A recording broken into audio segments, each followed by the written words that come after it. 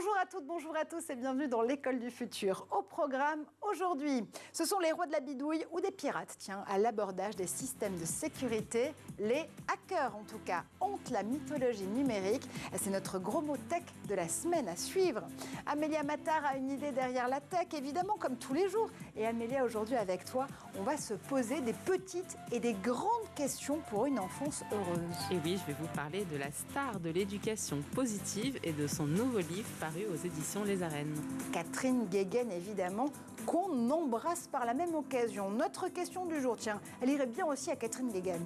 Ce 21 septembre, c'est la journée nationale du refus de l'échec scolaire. Alors, on va le voir avec nos invités. Non seulement on va refuser cet échec en bloc, mais on va aussi trouver des solutions pour que tous les enfants aient leur place à l'école. Celles qui nous accompagnent aujourd'hui, notamment, ont de l'audace, elles ont de l'inventivité. Et notre première invitée se définit elle-même comme une ex-cancre devenue pédagogue. En duplex avec nous, Anne-Marie Guignard. Anne-Marie, vous êtes l'autrice de la série Hugo et de la toute nouvelle BD Zazie sans les fautes aux éditions Le Robert. Bonjour à vous. Bonjour. Et en plateau également avec nous, Sabine Vu, fondatrice des Lumidacieuses, CEO de Puzzle Maker. Bonjour à vous Sabine. Bonjour. Mais d'abord, focus. White, grey ou encore black hat, c'est bien, ils illustrent les 50 nuances de la cybersécurité. Si les hackers éthiques sont les Jedi des data, certains pirates passent du côté obscur de la force. La définition du jour, notre gros mot tech, c'est évidemment celui de hacker avec Édouard Degnaud. Dans l'imaginaire collectif, on le retrouve dans une pièce obscure, une capuche sur la tête, à taper compulsivement des lignes de code sur son ordinateur. Le hacker est un spécialiste de l'informatique qui utilise ses compétences pour mettre en défaut un système informatique. Mais contrairement à certaines idées reçues, tous les hackers n'ont pas pour but de nuire ou de s'enrichir. Il en existe en fait plusieurs catégories. Les white hats ou chapeaux blancs sont des experts bienveillants de la cybersécurité. A l'inverse, les black hats, chapeaux noirs, sont eux des experts malveillants, des cybercriminels qui agissent pour nuire, faire du profit ou obtenir des informations. Au milieu se trouvent les grey hats, les chapeaux gris. Ceux-là n'ont pas spécialement de mauvaises intentions, mais agissent, parfois illégalement, souvent à la recherche de la gloire. Il existe également une autre catégorie qu'on appelle les activistes. Le plus souvent, ils sont engagés politiquement et transgressent la loi pour attaquer des organisations ou des personnes afin de défendre leur cause. Les célèbres Anonymous sont parmi les plus célèbres activistes. À l'ère du tout numérique, les hackers ont pris une place énorme, et notamment dans les armées. Désormais, la guerre ne se déroule plus uniquement sur les champs de bataille, mais également par écran interposé. Certains hackers fictifs sont devenus des vrais héros de la pop culture. C'est le cas de Lisbeth Salander, l'héroïne de Millennium, de Neo dans Matrix ou encore de Chloé O'Brien dans 24 heures chrono. Et on embrasse Gaël Musquet, évidemment, notre hacker au grand cœur. Tout de suite, on refuse l'échec scolaire. Oui, on le dit en bloc, c'est la première partie de notre talk. Ce sont mes invités. Anne-Marie Guignard, vous êtes l'autrice de Hugo et de Zazie sans les fautes aux éditions Le Robert. Sabine Vu, toujours fondatrice des Lumidacieuses et CEO de Puzzle Maker. Et Amélia Matar, toujours avec nous évidemment en plateau. Cette journée nationale du refus de l'échec scolaire, c'est donc aujourd'hui 15e édition placée sous le haut patronage de l'UNICEF. Thème 2022, décrocher un apprentissage. Est-ce que c'est le meilleur moyen de raccrocher? Et puis surtout un constat, puisque chaque année, 150 000 élèves quittent le système scolaire sans aucun diplôme. C'est près d'un jeune sur 5. Anne-Marie, est-ce que 15e édition de cette journée, c'est déjà 15 ans de trop? Bien sûr que c'est 15 ans de trop. Ça ne devrait pas exister, l'échec scolaire. Si ça existe, c'est parce que ce n'est pas les enfants qui sont en cause. Je pense que c'est ceux qui s'en occupent. Et là, évidemment, ça nous renvoie à l'école, au primaire, à des ratages d'apprentissage, mauvaise lecture, l'écriture pas ça, une orientation qui n'est pas décidée. Enfin, il y a plein de choses qui ne vont pas. Et je crois que c'est aussi une histoire que vous avez vécue, Anne-Marie, puisque vous le dites vous-même, vous êtes une ex-cancre devenue pédagogue. Je crois que pour vous, tout s'est joué notamment durant la classe de CE1. Exactement. Ben, c'est la classe où ça explose, en fait. Moi, j'avais une méthode pour apprendre à lire qui n'était pas faite pour moi, mais qui était donnée comme ça. C'était le début de la méthode globale. Et donc, moi, j'ai été directement à l'image. Les mots ne m'intéressaient pas. Et donc, je regardais l'image et je racontais sans lire. Donc, ça a été terrible. Terrible parce qu'à l'époque, personne n'était là pour réparer ça.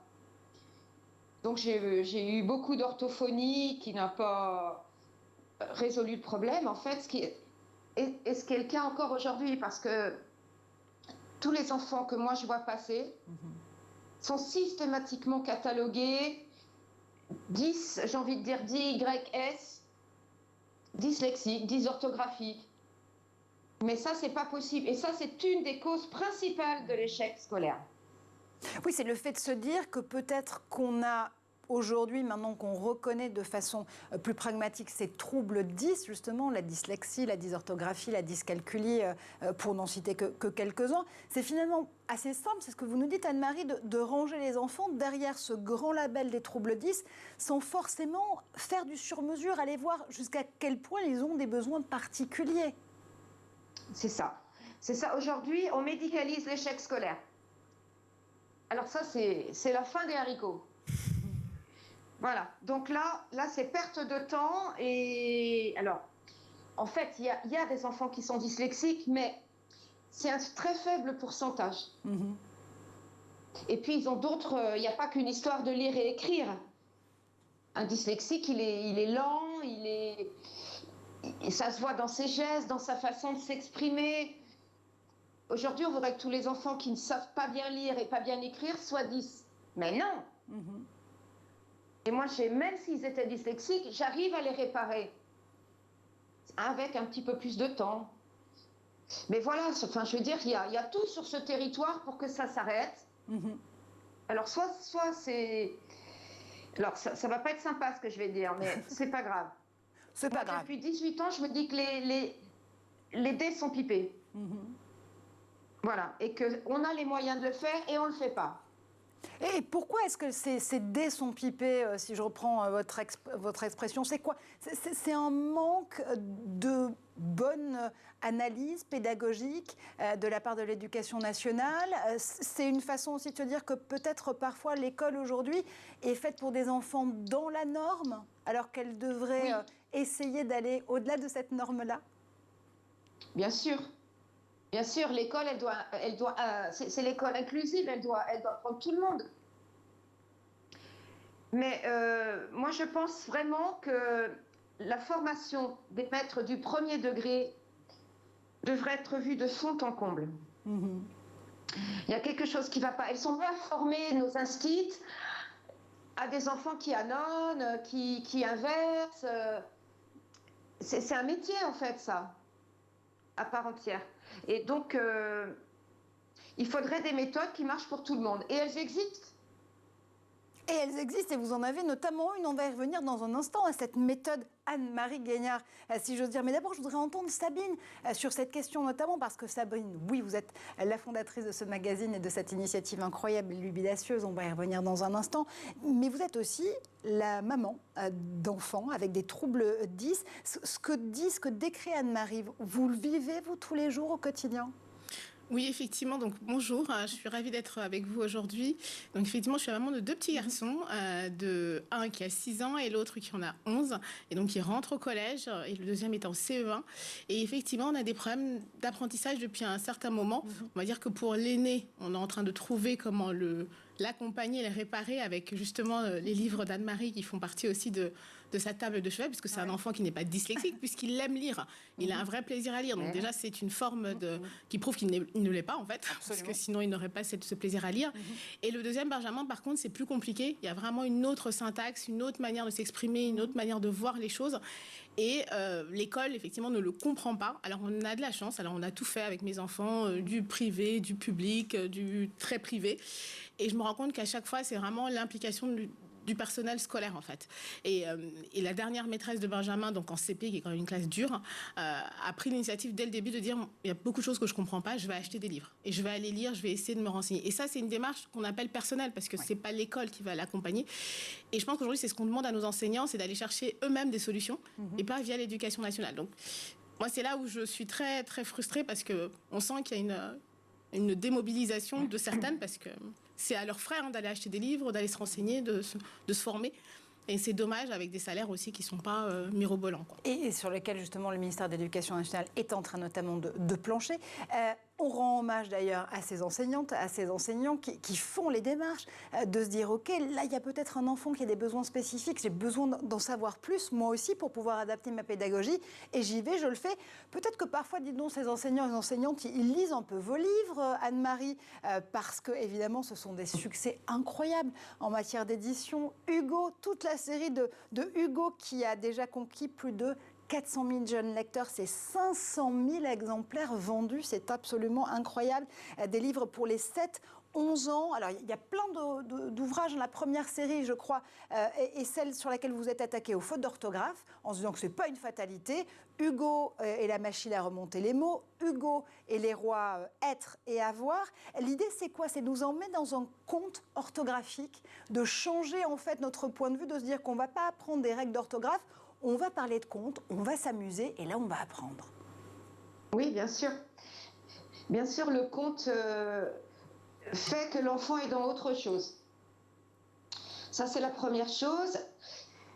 La deuxième, c'est que la grammaire, c'est un jeu d'enfant.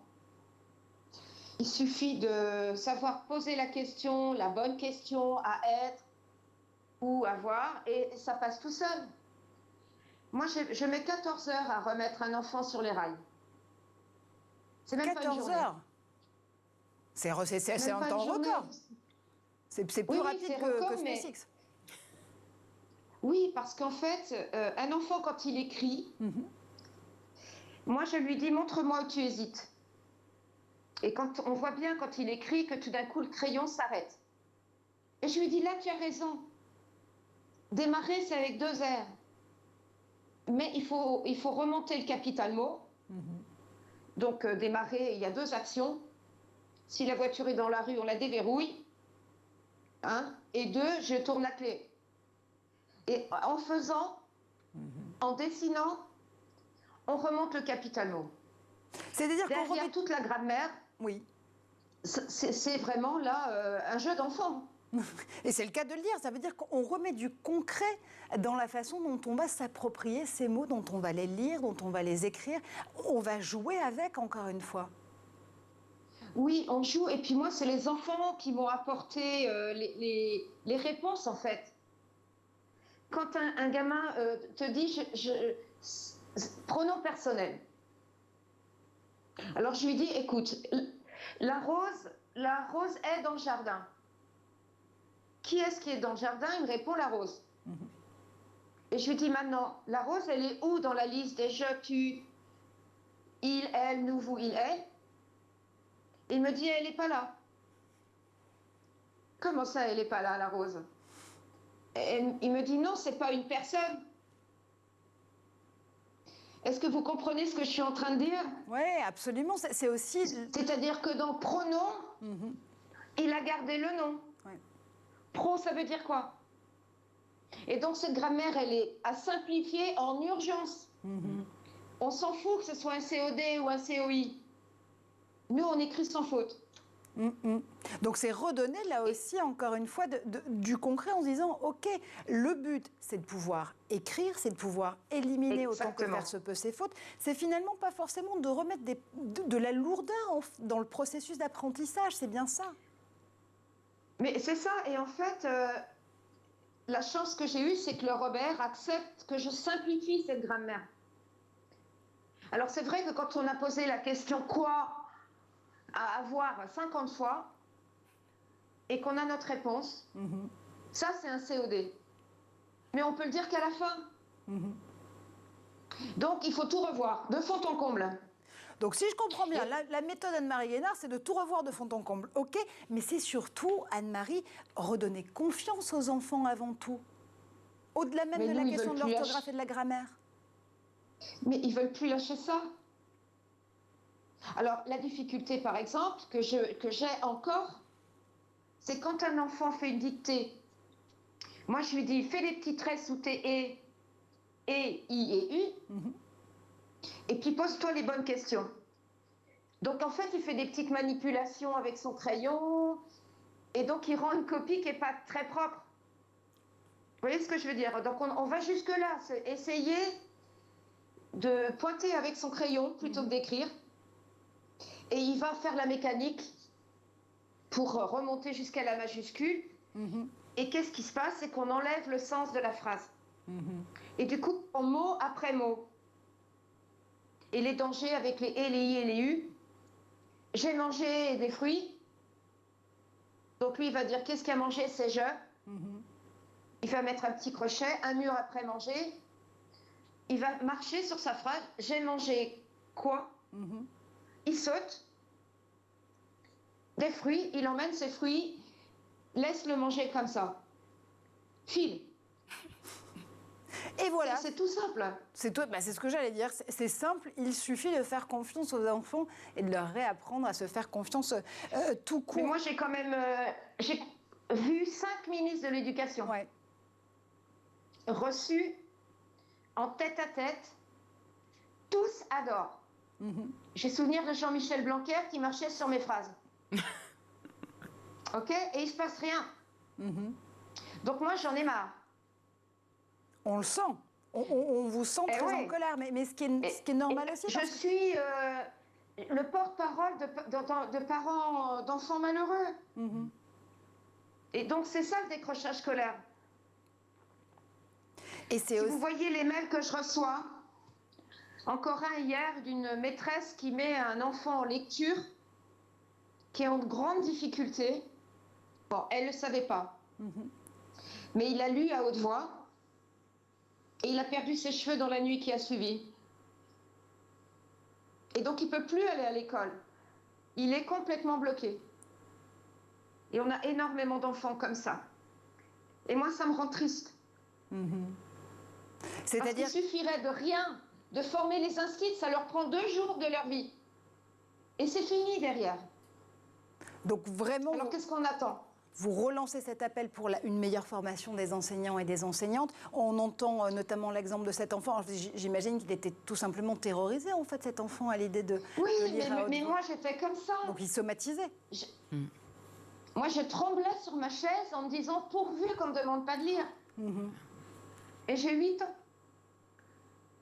Et c'est ça, mon parcours, il sert à redonner confiance.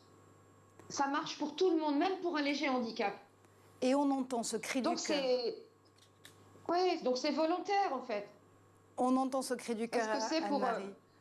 On entend justement cet appel notamment à pouvoir accélérer les choses, faire que ce soit concret. Quand on se dit qu'on refuse aujourd'hui l'échec scolaire, le faire de façon extrêmement pragmatique avec des résultats ici, maintenant et tout de suite. Vous restez avec nous parce que dans un instant, on reprend le fil de notre discussion, notamment avec Sabine Vu et avec Amélia Mattar. Mais tout de suite, on fait un tour du côté de la planète tech.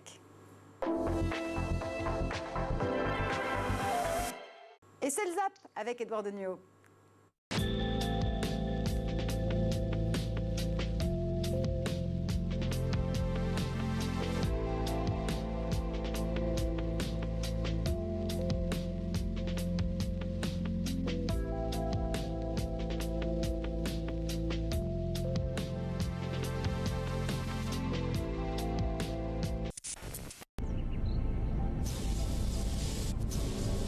Something's got Jesus.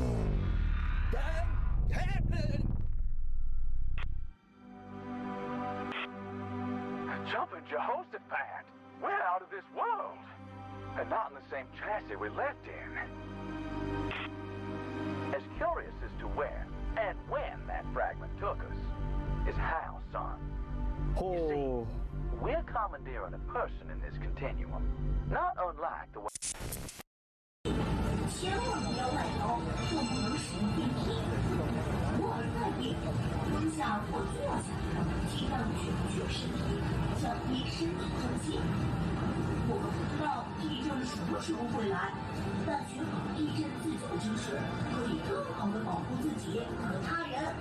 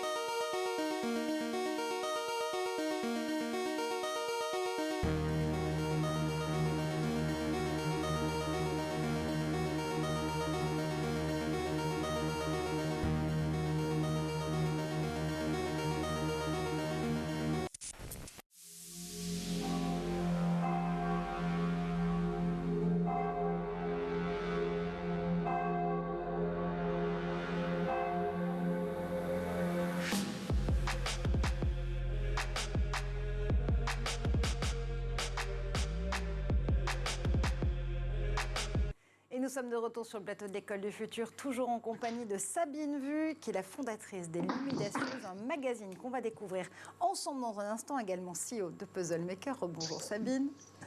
On est toujours aussi en duplex avec Anne-Marie Guénard. Anne-Marie, ex-cancre, devenue pédagogue. Et quel pédagogue avec Hugo Zazif, sans les fautes. Ça, ce sont vos hits d'édition, sans aucun jeu de mots pour le coup. Et c'est aux éditions Le Robert. Et puis Amélia Matard, toujours avec nous. Et ça tombe bien parce qu'Amélia a une idée derrière la tech. Une idée que tu nous partages aujourd'hui, belle Amélia, avec une autre spécialiste de la pédagogie, la pédopsychiatre Catherine Guéguen. Oui, Marjorie, vous avez forcément déjà entendu parler d'éducation positive, parents ou pas. L'idée est assez simple, même si elle en a surpris plus d'un. Nos enfants sont des êtres à part entière. Il convient donc de les respecter, de ne pas les maltraiter, de ne pas crier, humilier, tout ça en mettant quand même en place des règles bien établies. Je vous le dis, ce n'est pas facile. J'imagine. Alors, est-ce que tout le monde valide d'abord cette approche de l'éducation positive? Eh bien, j'observe pas mal de critiques de cette approche, même de personnes assez médiatisées.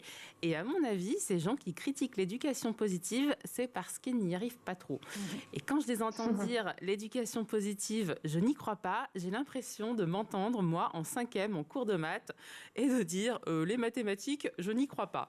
Ce n'est pas parce qu'on n'arrive pas à faire quelque chose qu'il faut nécessairement la dénigrer. Je l'ai appris à mes dépens s'agissant des mathématiques. Ok, mais est-ce qu'on a quand même le droit de ne pas croire à cette éducation positive? Oui, et on peut ne pas croire aux mathématiques aussi, chacun est libre. Cette éducation positive peut effectivement ressembler à un truc New Age sorti des années 68. Eh bien, pas du tout. Catherine Guéguen explique brillamment que cette approche éducative vient de l'étude du cerveau de l'enfant. Et son dernier livre, Petite et grande question pour une enfance heureuse, m'est apparu comme le guide facile pour se saisir de ce sujet. Elle commence par rappeler ce que l'on sait dorénavant avec autant de certitude que 2 et 2 est égal 4. J'ai quelques bases quand même. Bravo, non, c'est bien. On sait dorénavant que le cerveau de l'enfant est malléable et immature. Et cette immaturité le rend beaucoup plus sensible aux émotions que le nôtre.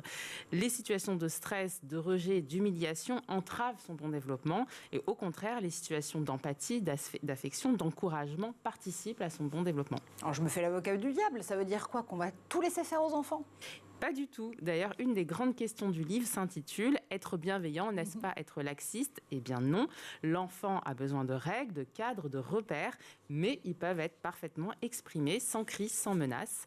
Ce livre rappelle d'ailleurs que les enfants soumis au stress éducatif, qu'on appelle aussi violence éducative ordinaire, ont plus de chances de développer des troubles anxieux et de grandir en passant par de grandes difficultés. Alors, on connaît évidemment les conseils précieux de Catherine Guéguen. Est-ce qu'il y en a d'autres à nous partager ? Oui, dans ce livre, une autre question existentielle quand on est parent est proposée. Comment gérer les crises, ce qu'on appelle les tempêtes émotionnelles. Vous savez, ces situations charmantes où votre enfant, pourtant si mignon d'habitude, se transforme en gremlins, hurlant et tempêtant parce que non, on n'achète pas de bonbons. Alors qu'on se le dise, ces situations ont forcément lieu devant témoins, des témoins qui n'ont pas l'air de lire du tout les livres de Catherine Guéguen. Une option consiste d'ailleurs à garder un livre de Catherine Guéguen avec vous et de le tendre à ces gens à la boulangerie. Bon, c'est un peu bizarre, mais Catherine Guéguen nous propose une autre solution plus indiquée, tout simplement réconforter l'enfant dans ces situations. Un câlin simple, basique, efficace. Pas toujours c'est vrai, mais assez souvent quand même. Et si l'enfant n'est pas content, même si l'enfant n'est pas content, la règle est bien respectée, c'est ça qui importe, et en douceur, ce qui importe encore plus. Donc pour finir, je voudrais rendre hommage à cette pédiatre à la production écrite prolifique. Je sais que l'éducation positive n'est pas évidente à mettre en place. J'éprouve cette difficulté moi-même au quotidien en tant que maman. Mais lorsque je vis des vrais moments d'osmose avec mes enfants, il m'arrive de penser à Catherine Guéguen et de la remercier intérieurement. Catherine Guéguen que j'ai eu l'occasion de remercier en personne car cette dernière avait pris le temps de répondre à l'une de mes sollicitations par email lorsque j'étais toute jeune maman. Ouais, absolument, Catherine Guéguen qui répond toujours. On lui envoie d'ailleurs un très grand merci. Elle saura pourquoi. C'est important d'avoir ces repères, Sabine, en matière d'éducation, se dire que, oui, quand on voit ces analyses, celle de Catherine Guéguen, celle d'Anne-Marie aussi, qui est toujours avec nous, par exemple, il y a des moyens aussi de se dire, OK, ce que je traverse, c'est normal. En réalité, tout va bien se passer. C'est parfois un peu une zone de turbulence comme dans un avion, mais on va arriver à bon port à un moment. Je pense qu'un des sujets aujourd'hui en tant que parent, et je le vis encore au quotidien, et là on rentre en 6e, donc hier j'étais complètement déstabilisée en me disant mais ça va être une année aussi difficile pour lui que pour moi, puisque je vais l'accompagner dans tout ça et finalement beaucoup plus que j'aurais cru. Et c'est vrai que ce matin, pareil, il n'était pas prêt, son sac n'était pas prêt, alors qu'hier, on l'a fait. Ouais. Et il y avait une chose qui manquait, mais il ne l'a pas dit, il ne voulait pas m'embêter. Et je lui dis, mais tu sais, au final, hier, on avait le temps, on n'était pas dans la course, dans l'urgence. Ce matin, par contre, on était dans la course et dans l'urgence. Donc, aussi apprendre à nos enfants que finalement, quand on ne fait pas quelque chose ou on ne finit pas quelque chose, il faut revenir vers nous, ne pas lâcher et dire « Maman, excuse-moi, parce que tu sais que demain matin, par contre, ça va nous énerver. » Et là, on remet la réalité dans la vie de chacun. C'est qu'il y a des moments où, franchement, oui, on va être sous le stress et ça va être difficile. Et ce que je trouve aussi important et que j'applique, alors pas toujours, mais que j'essaie d'appliquer avec les enfants, c'est... se dire qu'à la fin de la journée, il y a quand même eu des choses sympas. Et je trouve qu'on est dans un monde où on a beaucoup de petites choses qui ne vont pas. On se prend des bus, des choses qui ne vont pas dans notre vie. Et ne pas finir la journée comme ça. Et ça revient aux 3 kiffs de Florence Servan-Schreiber. C'est de se dire... 3 kiffs par jour. 3 kiffs par jour, c'est comment on finit la journée en se disant, mais finalement, qu'est-ce qui était bien ? Et aussi bien pour eux que pour nous. Et puis, c'était quand même dommage, maman, quand t'as crié, parce que ça m'a fait du mal. Et puis moi, je dis, oui, mais moi aussi, ça m'a embêté que t'aies pas fini ton sac. Et on recrée un moment chaleureux aussi. Et après, on se fait des câlins. Et puis, c'était bien le câlin, finalement, quand on s'est réconciliés. Et voilà. Et c'est ces kiffs-là qui, je trouve, assez importants à mettre dans cette psychologie positive à la maison, avec nos enfants, et puis pour nous aussi, quoi. Des kiffs à adapter au monde de l'éducation. On continue à en parler, parce qu'aujourd'hui, vous le savez, on refuse l'échec scolaire. C'est cette grande journée nationale du refus de l'échec scolaire. Et on continue à le faire avec des femmes lumineuses et audacieuses. Anne-Marie Guénard, Sabine Vu et Amélie Amateur.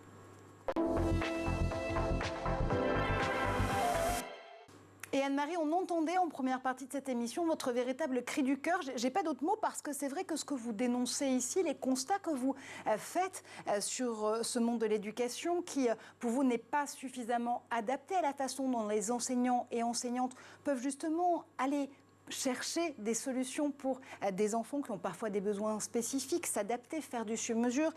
Un monde d'éducation qui, là aussi, décourage parfois certains enfants d'aller plus loin, du goût même d'apprendre. Vous nous redonnez foi, justement, en la pédagogie avec Hugo et Zazie sans les fautes. Sabine, Amélia, je voulais vous faire réagir aux propos de première partie d'Anne-Marie, parce que je voyais justement réagir au moment où elle adressait justement ses recommandations pour l'éducation. Amélia.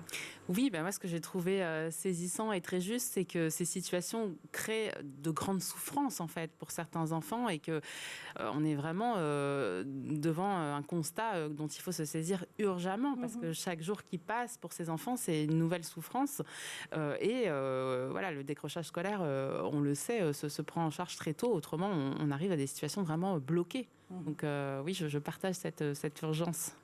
Sabine. Effectivement, aujourd'hui, quand on parle d'échec scolaire, si on ne sait pas écrire, je pense qu'on a un vrai problème dans la société d'aujourd'hui. Et dès qu'un enfant décroche, c'est surtout parce qu'il n'arrive pas à se faire comprendre des autres. Et l'oral et l'écrit sont des choses les plus importantes.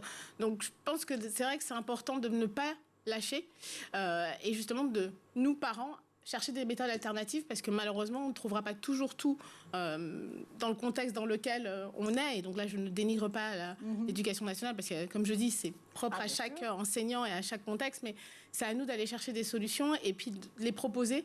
Et le cri de cœur d'Anne-Marie, moi, je l'avais déjà entendu parce qu'on se connaît et je l'avais déjà reçu justement chez l'Imidacieuse. Et ce cri de cœur, elle l'avait déjà et elle l'a toujours. Et c'est vrai que moi, ça me fait un pincement au cœur parce que je sais qu'on n'a pas fini. Et on va continuer, on ne va pas lâcher. Et à chaque fois qu'on a un enfant au téléphone, la première chose à lui demander, c'est pas alors tes notes en maths, tes notes en français, parce que finalement, tout ça, ça accentue cette difficulté qu'ont ces enfants à trouver leur place dans une société qui est même compliquée pour nous aussi. Les Lumidacieuses, on va en parler justement avec vous Sabine, mais avec vous aussi Anne-Marie, puisque vous avez participé justement notamment aux ateliers et aux rencontres de cette initiative née à la sortie du confinement de 2020. Les Lumidacieuses, je trouve que c'est le plus enthousiasmant des néologismes. À la fois mettre en avant des personnalités audacieuses et lumineuses. C'est ce que vous êtes Anne-Marie ? Oui, je pense, oui, même si parfois c'est difficile, parce que c'est une position compliquée d'être lumidacieuse. Alors Sabine est une ambassadrice formidable. Elle a une pêche absolument dingue du matin au soir. Elle se bat comme une folle pour arriver à ses fins.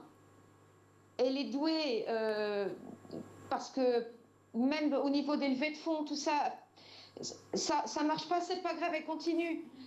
Et puis tout d'un coup, paf, ça part. Et puis quand ça part avec Sabine, ça part dans les cieux. Et donc, on s'est rencontrés parce que, bon, elle avait ses enfants un peu, voilà, elle se posait des questions. On s'est même croisés à l'île de la Réunion. Un truc incroyable et on fait une belle équipe en fait, on est tout le temps en contact.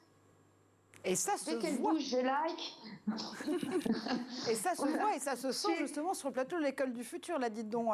Je suis une grande fan. Toutes les deux. Oh, ben, on est fan. Moi, j'aime quand mes invités sont fans les unes des autres. Ça me fait toujours plaisir. Alors justement, oui, mais c'est vrai, et c'est sincère. C'est Lumidacieuse. Alors du coup, vous portez des initiatives nombreuses, notamment avec la Fondation Good Planet du réalisateur Yann Arthus Bertrand, ou encore des grandes causes avec Meg.org d'Axel Daucher, qu'on embrasse aussi ici.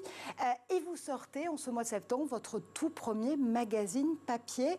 La une de cette édition, regardez, agit pour la planète. C'est un magazine digital, vous m'avez repris immédiatement, vous avez bien raison, dis donc Sabine. Pourquoi un magazine ? C'était important de pouvoir imaginer sous forme de contenu tous les propos et les causes que vous défendez à l'année avec les Lumidacieuses. Effectivement, donc l'année dernière, donc on était bien avant tout ce qui s'est passé cet été avec ce pic de sécheresse et ces problèmes de température excessive. Et on se posait déjà la question avec les Lumidacieuses de se dire mais qu'est-ce qu'on peut faire et qu'est-ce qui nous manque en fait, quels sont les leviers pour qu'on agisse. Parce que c'est facile de dire d'agir, mais par où on commence et qu'est-ce qu'on peut faire. Et donc tout naturellement, en cherchant, on s'est rendu compte que la Fondation Good Planet proposait des ateliers de sensibilisation.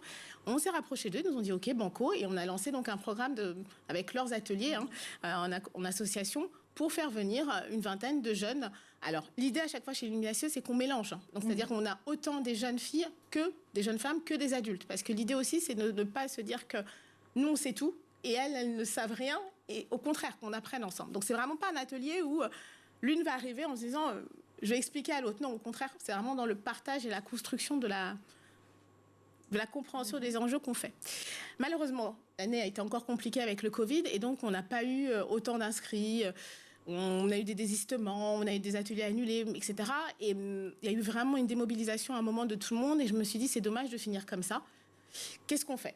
Et là, au mois d'avril, je fais est-ce que ça vous dirait qu'on lance un petit magazine digital ? Alors pour moi, c'était 10 pages, on va faire un 10 pages, on va remettre ce qu'on a vu déjà, ce que nous on a compris, on va le partager au maximum et ça sera plus simple aussi d'aller voir vos amis, parce que je parle aussi à ces jeunes, d'aller voir vos amis et présenter les éco-gestes et dire aussi, regardez, finalement, c'est pas qu'un problème de politiciens.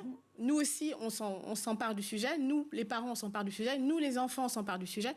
Et voilà. Et c'est comme ça qu'est née l'initiative et qu'on a foncé, entre guillemets, sur le sujet, qu'on a envoyé des messages, qu'on a eu de très belles réponses. Donc, on a eu la chance d'interviewer Flore Vasseur, notamment la réalisatrice de Bigger Than Us, qui est un film merveilleux. Et justement, Flore le disait très bien, elle a donné la parole qu'à des enfants. Elle n'a pas du tout mis à l'écran d'adultes. Alors maintenant, c'est des jeunes adultes, puisqu'ils ont grandi, mais c'est des initiatives mondiales qui ont été lancées vraiment que par des jeunes. Et quand on voit, par exemple, Melati qui, en Indonésie, décide d'arrêter le plastique et qui dit stop au plastique, moi, c'est un film qui, moi, m'a touchée. Parce que quand j'ai vu les amas de plastique en Indonésie, je me suis dit, mais c'est pas possible. Nous, on les voit pas en France. Mais réellement, ils existent puisque c'est tous nos déchets qui aussi se retrouvent un peu éparpillés dans le monde. Et ça m'a tellement choquée que, nous, on en est arrivé à des démarches personnelles. On en a parlé avec les Luminatieuses et tout ce monde de bénévoles. Et c'est comme ça que c'était impensable de faire le magazine sans avoir Flore. Et donc, on a vraiment beaucoup de chance d'avoir pu passer du temps. Et chaque interview a été faite avec des bénévoles, dont des jeunes. Parce que c'était important aussi que leurs questions soient là et que ça ne soit pas que des questions de Sabine Vu. mais qui sont très bonnes d'ailleurs, les questions de Sabine Vu. Ce qui est intéressant, c'est vraiment de voir qu'avec ces Luminatieuses, vous mettez à chaque fois l'accent sur l'intergénérationnel, sur le fait de changer aussi de perspective, de se mettre dans la peau de l'autre pour réussir à mieux maîtriser, mieux comprendre un sujet, une problématique et se dire surtout que tout est possible. Finalement, ce que vous reproduisez avec les Luminatieuses, c'est le mécanisme de rôle modèle dont on a besoin, s'appuyer sur des grandes figures qui nous permettent de comprendre que l'inspiration est au pouvoir et qu'on peut se laisser le champ des possibles ouvert. Exactement. Et ce que je dis souvent, c'est que autant ces jeunes m'inspirent que moi, je les inspire. Et ça, c'est déjà une des premières bases dans le manifeste des Luminatieuses, c'est j'inspire et je serai inspirée. Et accepter d'avoir cette réciprocité d'échange. Voilà, le soutien, de se soutenir, parce que quand chacun lance des actions, ça peut être compliqué, donc se soutenir, partager. Et donc le magazine est un très bel exemple de partage, parce qu'on partage ce que nous, on a eu la chance d'avoir sur notre route, donc de partage. Et bien sûr de sororité, parce que c'est aussi mettre en lumière des femmes qui sont invisibles, souvent pas assez représentées, qui n'osent pas prendre la parole. Et on parle d'échec scolaire, mais aussi pour beaucoup de jeunes qui ont travaillé sur le sujet, et là je parle plutôt des étudiantes, c'est elles ont osé le faire, et osé faire des interviews, et c'est ce qui en ressort aujourd'hui, c'est qu'elles me disent mais j'aurais jamais osé aller face à quelqu'un, poser des questions et me mettre dans la peau de journaliste. Et si en plus de ça on crée une vocation, moi je trouve ça alors génial, parce qu'on aura ouvert un vrai champ des possibles en ayant testé, et c'est ça les Luminatieuses, c'est osons. Et vous en êtes l'incarnation parfaite, parce que vous avez osé me dire oui au pied levé pour justement participer à cette émission, notamment avec Anne-Marie Gagnard. Merci encore, Sabine, de l'avoir fait. On parle des rôles modèles, Anne-Marie. Vous êtes un rôle modèle, vous aussi, en matière d'éducation. Là aussi, c'est finalement une belle victoire de se dire que, et je reprends vos mots parce que c'est de la façon dont vous définissez, une ancienne cancre, aujourd'hui, peut être pédagogue et rôle modèle pour plein d'enfants qui peuvent justement suivre et s'inspirer de votre parcours. Oui, on peut dire ça. Alors, c'est vrai que moi, je me considère aujourd'hui comme quelqu'un qui est réparée, parce que ça m'a touchée au plus profond de moi. Je disparaissais de la surface de la terre, en fait. Je maigrissais à vue d'œil, et c'était l'image que j'avais de moi. Alors tout ce qui permet de changer l'image, comme cette petite jeune fille qui dit « j'aurais jamais pensé pouvoir interviewer quelqu'un », tous les membres de ma famille sont étonnés de mon parcours. Parce que j'ai tout caché, en fait. Voilà, j'ai souffert, je ne comprenais pas qui j'étais, je ne comprenais pas pourquoi je retenais rien. Et puis à l'époque, c'était différent d'aujourd'hui. Moi, on m'avait dit que j'avais la tête comme une passoire. Donc le soir, quand je me suis couchée, je me voyais avec un égouttoir sur la tête et tout qui sortait. Et c'est horrible pour un enfant. Et donc c'est ce parcours-là qui me permet aujourd'hui de quelquefois piquer des petites colères. Parce que je voudrais que ça avance plus vite. Mais quand même, je voudrais dire un mot à tous ces enseignants du premier degré qui font un boulot de dingue, qui reconnaissent être obligés de passer par là, d'acheter eux-mêmes un certain nombre de bouquins avec leurs propres sous. Donc, il y a du boulot de fait. Et ce qui me désole aussi, c'est que cette année, on a vraiment énormément de démissions d'enseignants du premier degré. Et on peine à en recruter. Donc, il y a quelque chose qui ne va pas, on est d'accord?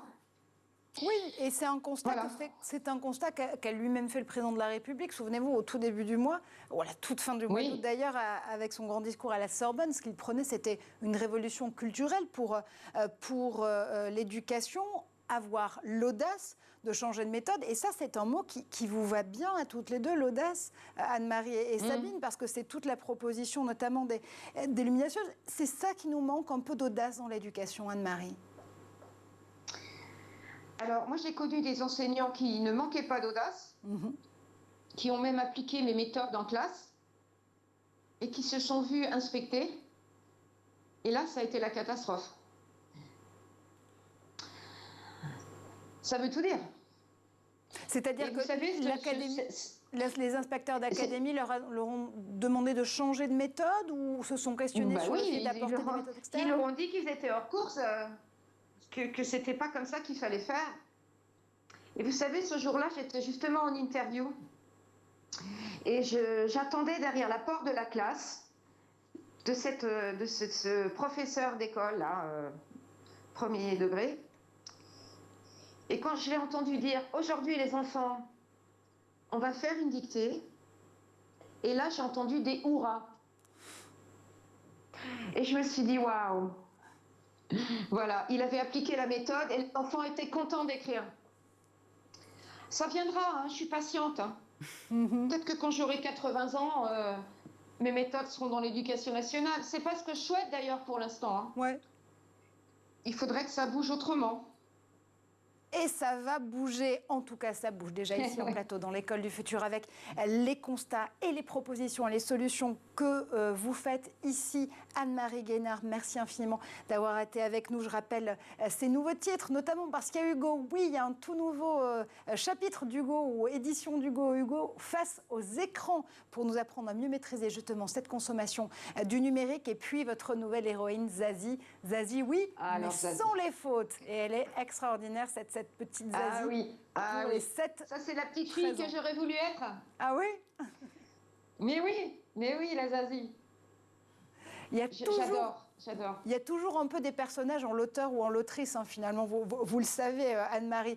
Merci encore, merci et bravo donc pour ces 500 000 exemplaires, 400 000 jeunes lecteurs, en tout et pour tout, conquis déjà par Hugo et par Zazie. Merci infiniment à Sabine Vu, évidemment, d'avoir fait un tour pour la première fois sur le plateau de l'école du futur pour nous parler des Lumidacieuses. Le magazine, on peut le retrouver tout de suite en numérique sur le site notamment des Lumidacieuses. Et puis, elle est lumineuse, elle est audacieuse aussi. C'est évidemment Amélia Matard. Merci d'avoir été avec nous aujourd'hui pour cet épisode de l'école du futur. On se retrouve dès demain pour de nouvelles aventures.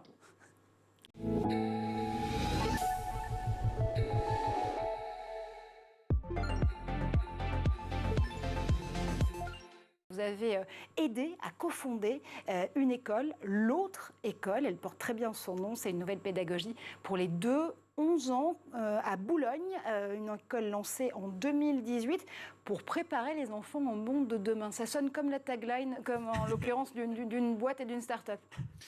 De toute façon, c'est parti de ma frustration du monde de l'entreprise où je me disais tout ce que vient de dire Guillaume et que je partage complètement. Le problème, c'est que quand on a 30, 40, 50 ans, comment expliquer à quelqu'un, typiquement, que copier, c'est OK ? Parce que copier, c'est une forme de collaboration quelque part, alors qu'évidemment, copier, c'était moyennement OK à l'école. Et donc, il faut tout revoir, y compris les notions de confiance, se faire confiance. Donc, moi, j'écrivais à l'époque un livre qui s'appelait Unique, où je parlais d'éducation, d'entreprise et autres, et je me disais... Unique, et si la clé du monde de demain, c'était nous aux éditions Hachette. Voilà, et en fait, le truc, c'est que je me disais, mais en fait, c'est un peu idiot, parce que il faudrait repartir de l'école pour arriver vraiment à faire ça harmonieusement en entreprise. Je me suis dit, le mieux, c'est peut-être d'essayer d'appliquer ces préceptes. Donc, j'avais mis une somme d'argent de côté. J'ai rencontré une 50aine de personnes avec l'idée de créer mon école. Et un soir, de façon complètement fortuite, encore une fois, j'ai croisé Lionel Sayag qui m'a parlé de son projet qui se trouvait être exactement le projet que j'avais en tête. Et je lui ai dit le soir même, écoute, plutôt que de créer la mienne, je vais t'aider à créer la tienne, en fait. Et du coup, c'est parti comme ça. Et il a créé donc l'autre école. Et ce qui était très simple, finalement, comme précepte, c'est est-ce qu'on peut aider les enfants à se découvrir ? Parce que pour aussi avoir investi dans le Switch Collective à peu près à la même période, où je voyais des trentenaires et des quadras successful se dire, mais qu'est-ce que je fous là ?